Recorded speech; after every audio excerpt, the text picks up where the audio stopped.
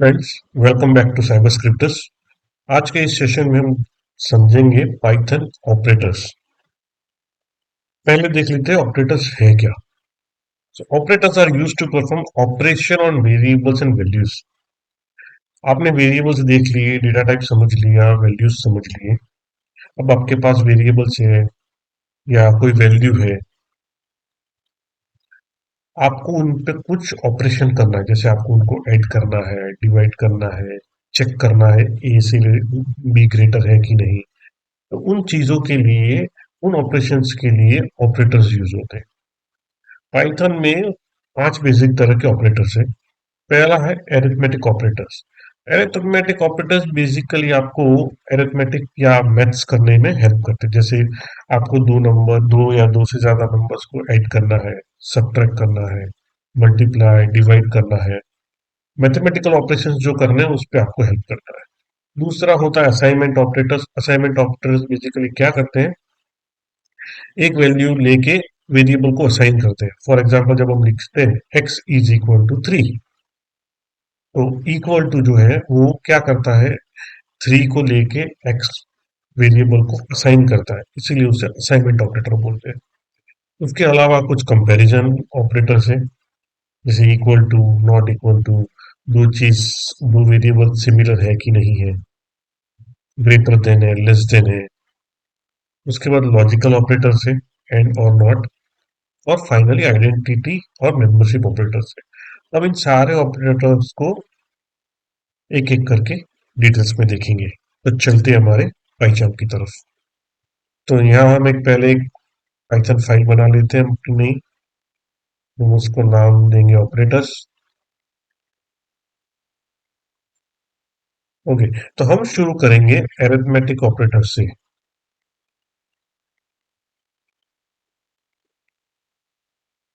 Okay, अगर मैंने पहले आपको नहीं बताया तो बता देता हूँ। जब भी पाइथन में हम कोई चीज के आगे हैश लगाते हैं शुरुआत में, तो वो कमेंट हो जाती है, पाइथन उसको एग्जीक्यूट नहीं करता है। तो ये हमारा कमेंट है, ये सिर्फ रीडेबिलिटी के लिए है। तो हम अपना पहला पाइथन ऑपरेटर्स का स्टेटमेंट लिखते हैं, प्रिंट।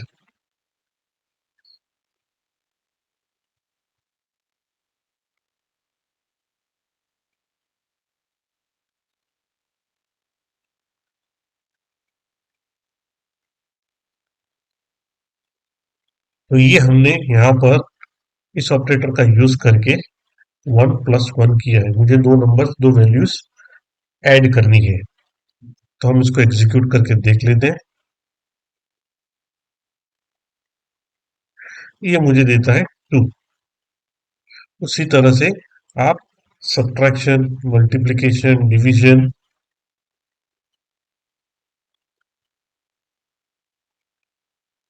लेट्स से मैं 5 - 2 करता हूँ।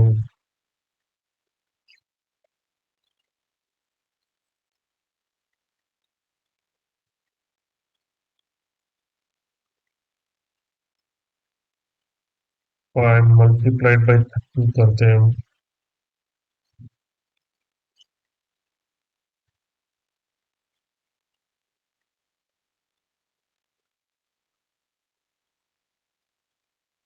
अब देखिए, ये मेरा प्लस एडिशन ऑपरेटर है। उसने दो वैल्यूज को ऐड कर लिया। सिमिलरली ये मेरा सब्ट्रैक्शन ऑपरेटर है, और ये मेरा मल्टीप्लिकेशन ऑपरेटर है। अब देख लेते हैं डिवीजन ऑपरेटर को भी।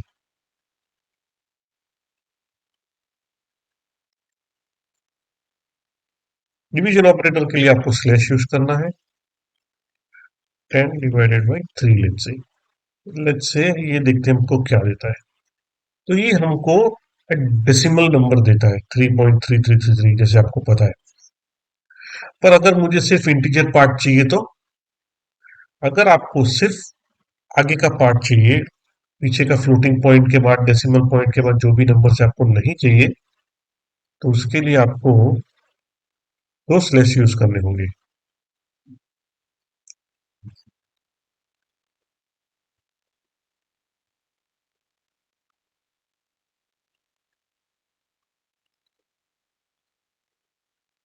तो ये डिफरेंस देखिए आप। जब आप 10/10/3 करते हो तो आपको जो भी आउटपुट मिलेगा वो फ्लोट मिल सकता है। और अगर आपको सिर्फ इंटीजर पार्ट चाहिए तो आप दो स्लेस का यूज कीजिए। नेक्स्ट ऑपरेटर है मॉड्यूलस ऑपरेटर। मॉड्यूलस ऑपरेटर क्या करता है? मॉड्यूलस ऑपरेटर हमको सिर्फ रिमाइंडर पार्ट देता है किसी भी डिवीजन का। जैसे मैं 10/3 करूंगा तो 10/3 में रिमाइंडर 1 आता है, तो वो मुझे सिर्फ रिमाइंडर पार्ट देगा।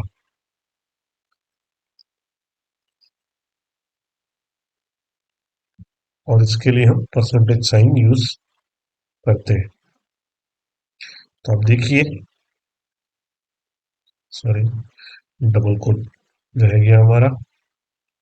ओके, तो ये आप देखिए। सो डिवीजन में आपके पास तीन ऑपरेटर है। फर्स्ट है सिंगल स्लैश। सिंगल स्लैश में आपको डिवाइड करके जो भी इंटीजर या फ्लोट आता है वो आपको मिलेगा। फॉर एग्जांपल आप 10/2 करेंगे तो आपको इंटीजर रिजल्ट मिलेगा 5। पर अगर आप 10/3 करेंगे तो आपको फ्लोट मिलेगा। अगर आपको किसी डिवीजन का सिर्फ रिमाइंडर पार्ट चाहिए तो आप मॉड्यूलस ऑपरेटर का यूज कर सकते हो। उसके अलावा एक और ऑपरेटर है,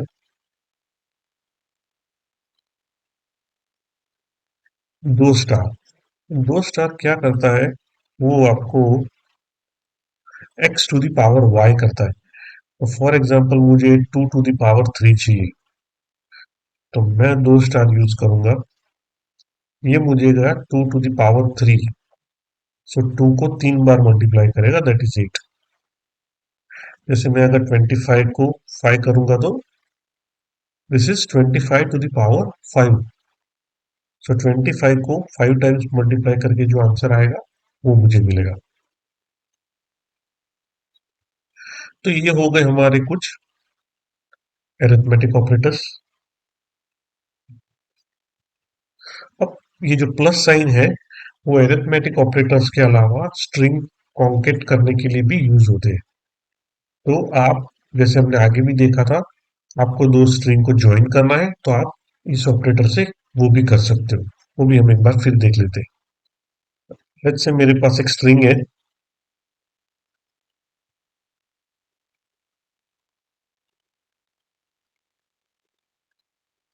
और सेकंड स्ट्रिंग है।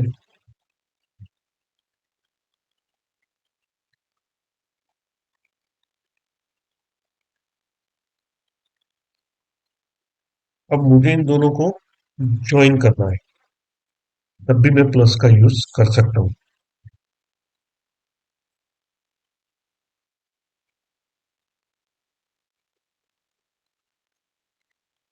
स्ट्रिंग प्लस सेकंड स्ट्रिंग, तो ये मुझे दोनों स्ट्रिंग को ज्वाइन करके दे देगा।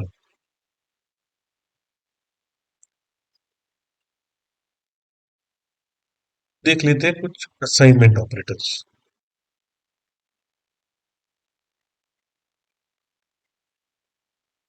जैसे हमने किया अभी x=4।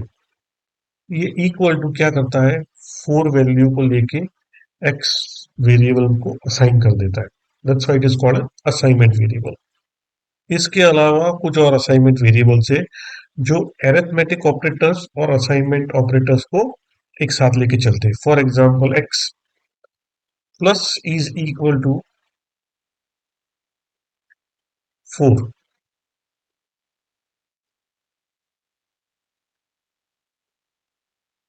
अब क्या है, ये क्या करता है देख लेते हैं। Print x,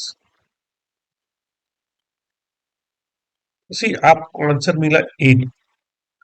So actually, this is equal to x is equal to x plus 4। जब भी आपको x is equal to x plus something करना है तो आप प्लस इज इक्वल टू लिख सकते हो। फॉर एग्जाम्पल अगर मैं ये करता हूँ x is star equal to 4, this is equal to x multiplied by 4। आप दोनों तरह से लिख सकते हो इसको। आप x is equal to x plus four लिखते हो या x plus equal to four लिखते हो, एक ही आंसर आएगा दोनों का। और ये सारे अरिथमेटिक ऑपरेटर्स के आप के साथ यूज कर सकते हो। For example x star star equal to four में करता हूं, तो this is equal to actually x is equal to x star star four.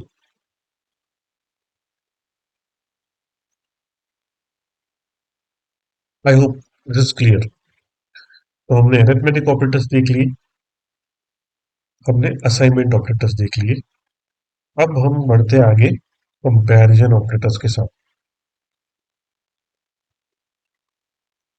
Comparison operators generally if statements के साथ हम यूज करते हैं, पर अभी हमने इफ स्टेटमेंट्स देखे नहीं है, तो मैं इफ में नहीं जाऊंगा, पर मैं सिर्फ आपको अभी ये बताऊंगा कि ये ऑपरेटर्स काम किस तरह से करते हैं। फॉर एग्जाम्पल मेरे पास एक वेरिएबल है ए इक्वल टू वन और b is equal to two. अब हम प्रिंट करते हैं,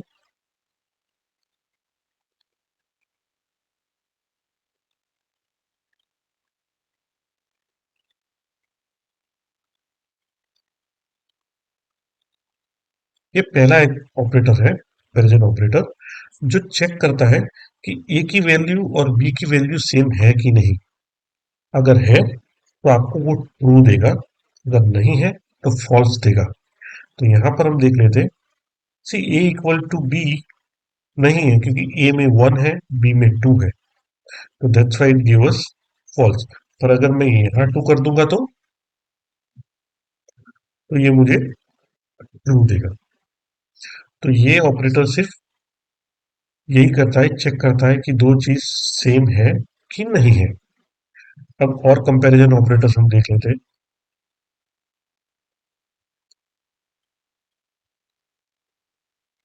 एक ऑपरेटर है A is greater than B.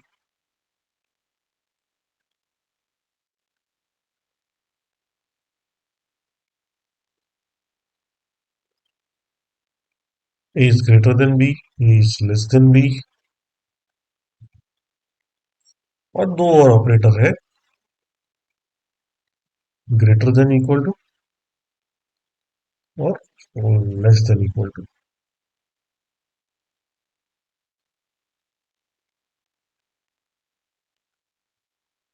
अब हम सब प्रिंट करके देख लेते हैं और एक एक समझते हैं।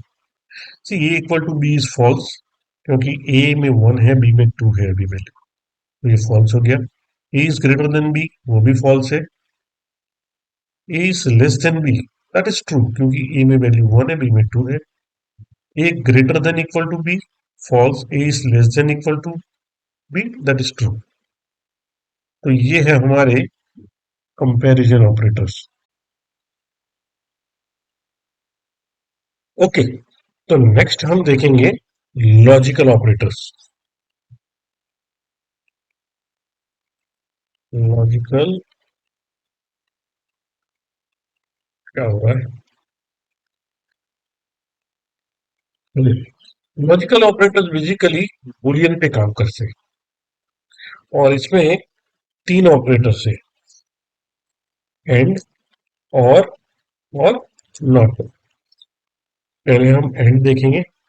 जनरली ये ऑपरेटर्स इफ कंडीशंस के साथ यूज होते हैं, पर हमने अभी तक इफ कंडीशंस देखी नहीं है, कंट्रोल स्टेटमेंट देखे नहीं है, तो मैं उस पर नहीं जाऊंगा। पर जनरली इस तरह से यूज होते हैं। If x is greater than y and y is less than z, then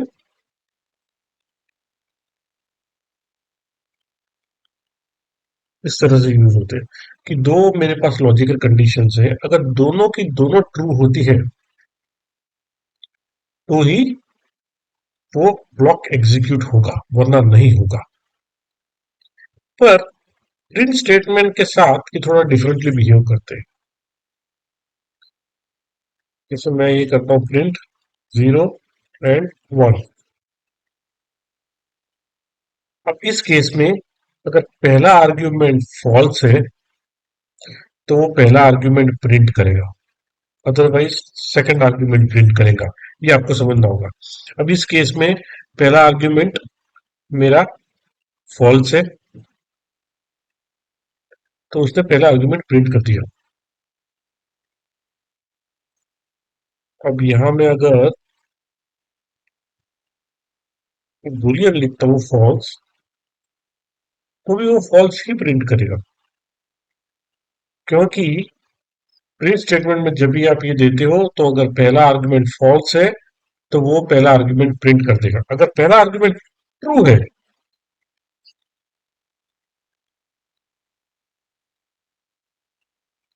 तो वो नेक्स्ट आर्गुमेंट प्रिंट करेगा। जैसे मैं 1 और 2 करता हूं, तो ये 2 प्रिंट करेगा। क्यों? क्योंकि पहला आर्गुमेंट फॉल्स नहीं है। अगर पहला आर्गुमेंट फॉल्स होगा तो पहला आर्गुमेंट प्रिंट करेगा, नहीं होगा तो सेकंड आर्गुमेंट प्रिंट करेगा। ओके, जैसे प्रिंट test1 एंड test2। अब इसमें पहला आर्गुमेंट फॉल्स नहीं है क्योंकि स्ट्रिंग के अंदर वैल्यू है। स्ट्रिंग अगर एम्प्टी स्ट्रिंग होती तो फॉल्स हो जाएगी, तो उस केस में पहली आर्गुमेंट हमारी फॉल्स हो जाएगी और वो पहली आर्गुमेंट ही प्रिंट करेगा। और इस केस में क्योंकि पहली आर्गुमेंट फॉल्स नहीं है, वो टेस्ट 2 प्रिंट करेगा। ये देख लीजिए इस तरह से। दूसरा ऑपरेटर है और भी और जनरली इफ के साथ यूज होता है और इस तरह से यूज होता है। If x is greater than y और y is greater than z, then execute block. अगर इनमें से कोई भी एक कंडीशन ट्रू हो जाती है तो वो ब्लॉक एग्जीक्यूट होगा, वरना नहीं होगा। अब देख लेते प्रिंट में किस तरह से बिहेव करता है। प्रिंट में अगर मैं जब मैं एंड यूज कर रहा था, पहला आर्ग्यूमेंट फॉल्स हो तो वो पहला आर्ग्यूमेंट प्रिंट करता था।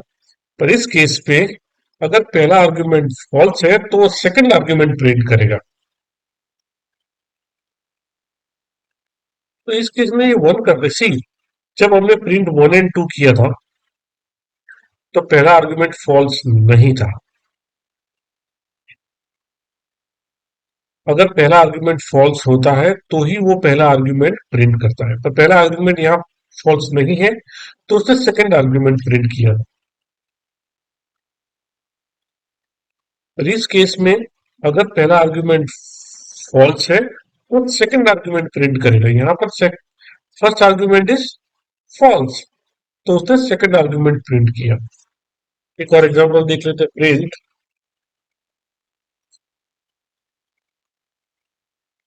इसमें पहला आर्ग्यूमेंट फॉल्स है तो सेकंड आर्ग्यूमेंट प्रिंट करेगा। अब इसी को अगर मैं एंड के साथ लेता हूं तो वो डिफरेंट रिजल्ट देगा मुझे।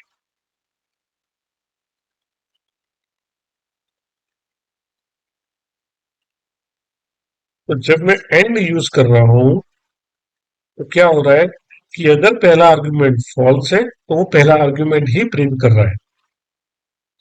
पर और के साथ अगर पहला आर्ग्यूमेंट फॉल्स है तो वो सेकंड आर्ग्यूमेंट प्रिंट करेगा। पर अगर पहला आर्ग्यूमेंट फॉल्स नहीं है तो वो पहला आर्ग्यूमेंट प्रिंट कर देगा। सी, तो ये डिफरेंस आपको समझना हो। बाकी लॉजिकल ऑपरेटर्स का हम डिटेल में देखेंगे जब हम कंट्रोल स्टेटमेंट्स और इफ कंडीशन देखेंगे। पर फिलहाल के लिए, क्योंकि हमने सिर्फ प्रिंट स्टेटमेंट देखा है, तो मैं प्रिंट स्टेटमेंट के हिसाब से ही आपको ये समझा रहा हूं। और दो ऑपरेटर है, इस और इन।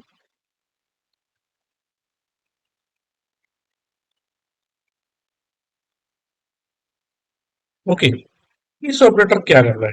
इस ऑपरेटर चेक करता है कि दो या दो से ज्यादा वेरिएबल एक ही मेमोरी लोकेशन को पॉइंट कर रहे हैं। For example x is equal to 10 और y is equal to x। मैं ये लिखता हूं जब, तो वो क्या रहा है कि मेमोरी लोकेशन में एक जगह पर 10 लिखा और x उसको पॉइंट कर रहा है। जब हम y इक्वल टू x करते हैं तो वाई भी वही पॉइंट कर रहा है। तो दोनों वेरिएबल एक्स और वाई एक ही जगह पर पॉइंट कर रहे हैं। तो अब जब मैं प्रिंट करवाऊंगा एक्स इज वाई, तो मुझे ट्रू मिलेगा। रीजन ये है कि दोनों एक ही जगह पर पॉइंट कर रहे हैं। पर अगर मैं यहाँ पर y को भी 20 कर दूं तो ये फॉल्स हो जाएगा। तो इस ऑपरेटर इसलिए हम यूज करते हैं, ये चेक करने के लिए क्या दो ऑब्जेक्ट या दो वेरिएबल्स एक ही मेमोरी लोकेशन को पॉइंट कर रहे हैं कि नहीं। इसका हम थोड़ा एडवांस यूसेज है, हम इसको आगे देखेंगे जब हम इस ऑपरेटर को डिटेल में समझेंगे। इन ऑपरेटर बेसिकली यूज होता है ये चेक करने के लिए कि कोई वैल्यू लिस्ट, सीक्वेंस, सेट या डिक्शनरी में है कि नहीं। तो जब हम लिस्ट और डिक्शनरी देखेंगे तब हम उसका यूज करेंगे। पर फिलहाल आप ये समझ लीजिए कि इन ऑपरेटर ये जानने के लिए होता है कि कोई ऑब्जेक्ट किसी कलेक्शन ऑफ ऑब्जेक्ट में है कि नहीं, से लिस्ट में है या सेट में है, तो हम चेक कर सकते हैं।